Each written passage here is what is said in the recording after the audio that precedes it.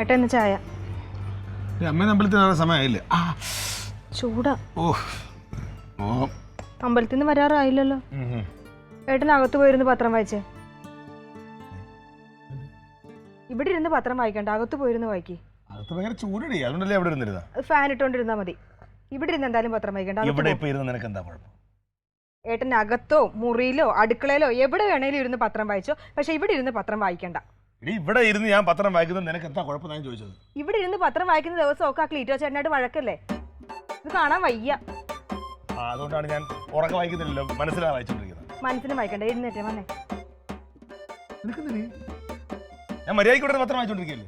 രാവിലെ തന്നെ വഴക്ക് വേണ്ട ഏട്ടാ, വാ. നീ അതോ ജോലി നോക്ക്, കാപ്പി ഉണ്ടാക്കാൻ നോക്ക്.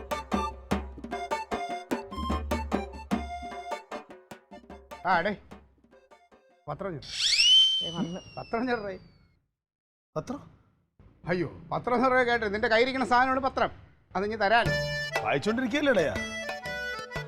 വായിക്കാനിരിക്കും. അത് എൻ്റെ ഞാനുള്ളൊരു വാർത്ത അതിലുണ്ട്. നീ എടുത്തേ പത്രം ചെല്ലു. അളിയ, ഞാനൊരു പത്രം വരുത്തുന്നു ഇവിടെ. ഇത് ഞാൻ വായിച്ചു തീർന്നിട്ട് അടിയന് തരും. സാധാരണ അങ്ങനെയാണല്ലോ, ഞാൻ വായിച്ചതിന് ബാക്കി തരാം. എന്നാ സാധാരണയുള്ള രീതിയൊക്കെ മാറിയത് അറിഞ്ഞില്ല അല്ലേ? ഇത് ഞാൻ വരുത്തിയ പത്രമാണ്. ഞാൻ കാശ് കൊടുത്ത് ഇന്ന് മുതൽ പത്രം വരുത്തുന്നുണ്ട്. ആ പത്രമാണിത്. ഈ പത്രം മര്യാദയ്ക്ക് ഇങ്ങോട്ടാ കൊടുത്തേക്കേട്ടാ. കഴിഞ്ഞ 10 വർഷമായിട്ട് ഈ വീട്ടിൽ പത്രം വരുത്ത ആള് ഞാനാണ്. ഇത് ഞാൻ വരുത്തിയ പത്രമാണ്. എല്ലാ ദിവസവും പോലെ ഇവിടെ പത്രം വന്നു, ഞാനിരുന്ന് വായിക്കുന്നു. വായിച്ചിട്ട് വേണമെങ്കിൽ നിനക്ക് തരാം. അതുകൊണ്ട് തന്നെയാണ് 10 വർഷമായിട്ട് ഒരുത്തൻ്റെ അവൻ്റെ അവൻ വായിച്ചതിൻ്റെ ബാക്കിയുണ്ടല്ലോ, അത് വായിക്കാൻ എനിക്ക് താല്പര്യമില്ല. അതുകൊണ്ട് തന്നെയാണ് ഞാൻ പുതിയ പത്രം വരുത്തിയത്. ഇത് എൻ്റെ പത്രം. നിന്റെ പത്രം വരുമായിരിക്കും. ഇപ്പൊ വന്നത് എൻ്റെ പത്രം. കാരണം ഞാൻ ആ ചെക്കനോട് പറഞ്ഞു, എനിക്ക് രാവിലെ നേരം പുലരുന്നതിന് മുമ്പേ പത്രം വേണമെന്ന് പറഞ്ഞിട്ടുണ്ട്. എൻ്റെ പത്രമാണ്. പ്രിന്റ് ചെയ്തിരുന്നതിന് മുമ്പാ. നീ വലിയ തമാശ കളിക്കാതെ പത്രം ചെറുക്കാൻ. ഞാൻ ഏട്ടനോട് പറഞ്ഞില്ല ഇവിടെ വന്നിരുന്ന് പത്രം വായിക്കേണ്ടെന്ന്. രീതിയിൽ ഈ ചെറുക്കൻ ഈ സപ്ലിമെന്റ് കഷ്ണം വായിച്ചോ. സപ്ലിമെന്റിന്റെ കഷ്ണം എന്തിനും ഇത് വരെ പട്ടിക്ക് തിന്നെ ഇട്ട് കൊടുക്കും പോലെ കഷ്ണം. എനിക്കാന്ന് വേണം, നീ കളിക്കാതെ പത്രം എടുക്കും. അങ്ങനെയല്ലേ തരാൻ പറ്റുള്ളൂ. കനകത്തി നിനക്ക് എന്താ കുഴപ്പം? എടേ, ഇത് ഞാൻ വരുത്തിയ പത്രമാണിത്. ആര് പറഞ്ഞു? അതുകൊണ്ടാണ് ഞാൻ മലയാളത്തിൽ പറഞ്ഞത്. ഇതിനകത്ത് നിന്റെ പത്രം എന്ന് പറഞ്ഞ് എഴുതി വെച്ചിട്ടില്ലല്ലോ. എല്ലാ ദിവസവും എനിക്കല്ലേ പത്രം വരുന്നത്? കഴിഞ്ഞ 10 വർഷമായിട്ട് പത്രം വരുന്ന ആരാ?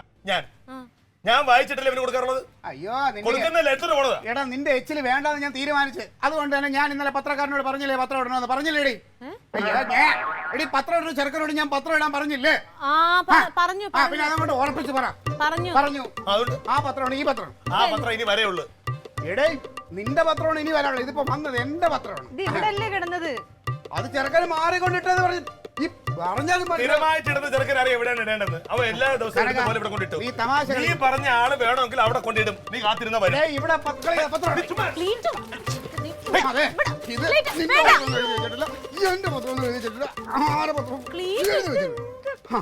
ആരും വായിക്കണ്ട. അല്ല, പിന്നെ എന്തോന്നു ഒരു മര്യാദയില്ലേ? ഒരു എന്താ കണ്ടില്ലേ നീ? ഇത് കീറിയിട്ടത് ഇപ്പൊ എന്റെ പത്രമാണ്. നിനക്ക് വല്ലതും ചെയ്യണ്ട ചേച്ചി. നിന്റെ പത്രം ഇനി വരേ ഉള്ളൂ. അയ്യോ, പിന്നെ അക്ഷരം സരസ്വതി ദേവിയാ നീ വലിച്ചിട്ടത്. ഒരു കാര്യം ചെയ്യ്, നീ നിന്നെ എല്ലാം കൂടെ എടുത്ത് അകത്തോണ്ട് വെച്ച് പൂജിക്കടേ. കാണിക്കുന്നവൻ എന്റെ അടുത്ത്. ഞാൻ ഇരിക്കുന്നത് അതിരേല്. നിന്റെ അവിടെ അല്ല, എന്റെ അവിടെ. അവനെ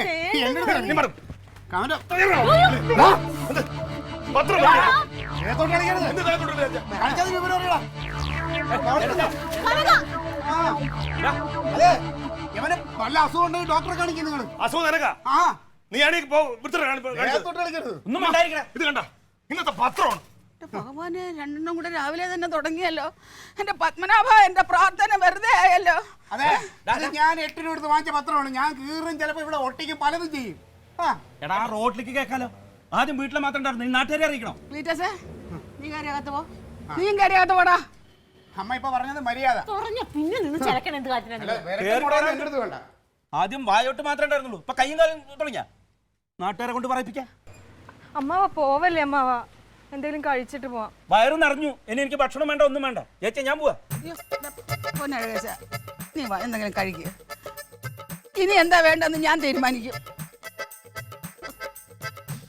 കരുവാ.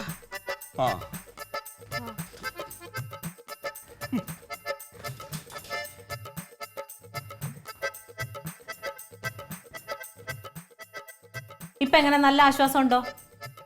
രാവിലെ തന്നെ ഇരുന്ന് അവന്റെ മുതുകത്തോട്ട് അങ്ങ് കീറിക്കൊള്ളണം. സത്യത്തിൽ നിങ്ങൾ ആ പത്രക്കാരനോട് പറഞ്ഞോ പത്രം ഇടാൻ? എന്റെ കർത്താവേ, നീ ഇത് എന്തോന്ന് തങ്കം, നീ കേട്ടതല്ലേ ഞാൻ ആ ചെക്കനോട് പറഞ്ഞത് നാളെ ഒരു പത്രം ഇടണമെന്ന്? എന്റെ മുമ്പിൽ വെച്ച് പറഞ്ഞോ ക്ലീറ്റോ? ഇല്ലടി, നീ ഇല്ലേലും കേൾക്കൂല. ഞാൻ എന്തേലും നല്ലത് പറഞ്ഞ അതൊന്നും നീ കേൾക്കൂല. എന്തെങ്കിലും കൊള്ളരുതായ കാണിച്ച ക്ലീറ്റോ എന്നാണ് പറയണത്. നിങ്ങളെ ചമ്മണ്ടാന്ന് വിചാരിച്ചിട്ടാ ഞാൻ അവന്റെ മുമ്പിൽ അത് പറയാതെ. പിന്നെ ഞാൻ അവന്റെ നീ നിങ്ങൾക്ക് എന്തിന്റെ സുഖമായിരുന്നു ഇപ്പൊ അവനോട് പോയി തല്ലു പിടിക്കാനായിട്ട്? അല്ലേ ആ പത്രം അവന് തന്ന എന്താ കുഴപ്പം? അവൻ വായിച്ചു കഴിഞ്ഞിട്ട് വായിച്ചാ പോരെ നിങ്ങൾക്ക്? അയ്യോ, അവൻ വായിച്ചിട്ട് അവന്റെ ഉച്ചിഷ്ടം കഴിക്കാൻ. പിന്നെ ഞാൻ അത്രയ്ക്ക് തരം താഴ്ന്നൊന്നുമല്ല. ആ പണിയെടുക്കുന്ന പൈസ ഒക്കെ തിന്നുന്നുണ്ടല്ലോ. ആര് തിന്നുന്നു? അവന്റെ പെങ്ങളും കുട്ടിയും. കഴിഞ്ഞില്ല അല്ലേ? സമാധാനമില്ല ഇപ്പൊ എല്ലാവർക്കും? അല്ല എന്ത് സമാധാനം? ആ ഇനി എന്തായാലും വഴക്കും മക്കാണൊന്നും ഉണ്ടാവാൻ പോണില്ല. ചേച്ചി പറഞ്ഞതാ അതിന്റെ ശരി. ചേച്ചി ചില തീരുമാനങ്ങളൊക്കെ എടുത്തിട്ടുണ്ട്. ആ, അത് വൈകിപ്പോയി എന്നാണ് എനിക്ക് പറയാനുള്ളത്. ഇതൊക്കെ നേരത്തെ വീതം വെച്ച് തരണം. മക്കളെ എങ്ങനെ തമ്മിലിട്ട് അടുപ്പിക്കരുത്. നമുക്ക് തരാനുള്ളത് തന്നാൽ അവർക്ക് കൊടുക്കാതെ കൊടുത്തു കഴിഞ്ഞാൽ പ്രശ്നം തീർന്നില്ലേ? നിന്റെ ഉയരം എത്ര? നീ എത്ര പൊക്കമുണ്ട്? നീ പിന്നെ പൊക്കം അനുസരിച്ചാണോ വീതം തരുന്നത്? എത്ര പൊക്കമുണ്ട് അത് പറ. എനിക്കിത് പൊക്കം കൂട്ടി പറയാൻ ഞാൻ. നീ നിന്റെ ഉയരം പറയടാ. ഇത് 6 അടിക്കുള്ളി വരും. ആ വെറുതെ അല്ല ചേച്ചി ഒരു 10-12 അടി ഉയരം വേണമെന്ന് പറഞ്ഞു. എന്തോന്ന്? നിങ്ങൾ ഈ രണ്ടാളും പരസ്പരം എന്നീ കാണുമ്പോഴാണല്ലോ തല്ലുമ്പകളൊക്കെ. ഇനി അതില്ലാവില്ല അതന്നെ. എന്താന്ന് ആ അതിർത്തിയിൽ ചേച്ചി 12 അടി 10 അടി അകരത്തില് മതിൽ കെട്ടാൻ പോവാ. എവിടെ? നിങ്ങളുടെ രണ്ടുപേരുടെ അതിർത്തിയില്. പിന്നെ അതെ ചേച്ചി പറഞ്ഞതാ ശരി. രണ്ടുപേരും കാണുമ്പോഴാണല്ലോ പ്രശ്നം. ഇനി രണ്ടുപേരും നമ്മൾ കാണില്ല. നിനക്ക് നിന്റെ വഴി, കനകന്റെ വഴി. അടഞ്ഞു പോണം. കാണുമ്പോഴാണല്ലോ അങ്ങോട്ട് കൊണ്ടുവന്നു. ഇനി കാണണ്ട പരസ്പരം. അങ്ങനെ അങ്ങ് മതിൽ കെട്ടാൻ വരട്ടെ. അങ്ങനെ അമ്മ മാത്രം തീരുമാനിച്ചാൽ മതിയാ? പിന്നല്ലാണ്ട് നീ ഇവിടെ താമസിക്കുന്നത് ഞങ്ങളല്ലേ? ഞങ്ങളോട് ഒരു വാക്ക് ചോദിക്കണ്ട. അത് ശരി. ഔദാര്യത്തിൽ താമസിക്കണം പോലെ അല്ല നിന്റെ വാക്ക് കേട്ടിട്ട് വേണം ചേച്ചി. അമ്മാവ ഔദാര്യമല്ല, അത് അവകാശമാണ്. അവകാശമാണെങ്കിൽ അത് ഈ പുറത്ത്, അത് അവരുടെ പുറം. രണ്ടുപേരുടെ അതിരിലെ കെട്ടണേന് ഒരു കുഴപ്പമില്ല. അത് കുഴപ്പമുണ്ട്. ഞങ്ങളോട് ചോദിക്കണം. അല്ലാതെ അങ്ങനെ തോന്നിയ പോലെ ഒന്നും ചെയ്യാൻ പറ്റില്ല. പോടാറുണ്ട്. ചേച്ചിയുടെ തീരുമാനം നല്ലതാണ്. ചേച്ചി എന്നോട് പറഞ്ഞു. ഞാൻ മേശിനോട് പറഞ്ഞിട്ടുണ്ട്. ഇപ്പൊ വരും. അത് കാത്തിട്ടാ നിൽക്കണം. മേശിന് വരട്ടെ. കെട്ടാൻ പറ്റുമല്ലോ എനിക്കറിയാം. എന്ത് ചെയ്യണോ? നീ ഒരു ചുക്കും ചെയ്യില്ല. അമ്മാവ എന്റെ അണികളോട് ഒരു വാക്ക് പറഞ്ഞോണ്ടല്ലോ അവരെല്ലാം കൂടെ ഒന്നും ഇടിച്ച് തകർക്കും. ഒന്ന് പോടാറുണ്ട്. എന്റെ പാർട്ടി അണികളൊക്കെ വീട്ടിലെ ഈ തറവാട്ടിലെ കാര്യം തൂക്കിയാണല്ല. ചേച്ചി ആരാന്ന് ഈ അറിയും. പിന്നെ ഞങ്ങളൊന്ന് തീരുമാനിച്ച നല്ല തീരുമാനം അത്. അതുപോലെ തന്നെയാണ് ഞാനും എന്റെ പാർട്ടി അണികളൊക്കെ ഒന്ന് തീരുമാനിച്ച് ആ തീരുമാനം. നീ ഒന്ന് പോടാറുണ്ട്. എന്റെ പാർട്ടി കാണാൻ നമുക്ക് കാണാം. ഇനി ആ വഴിക്ക് വരരുത് എന്ന് പറഞ്ഞോ? അമ്മയുടെ ഗുണ്ട.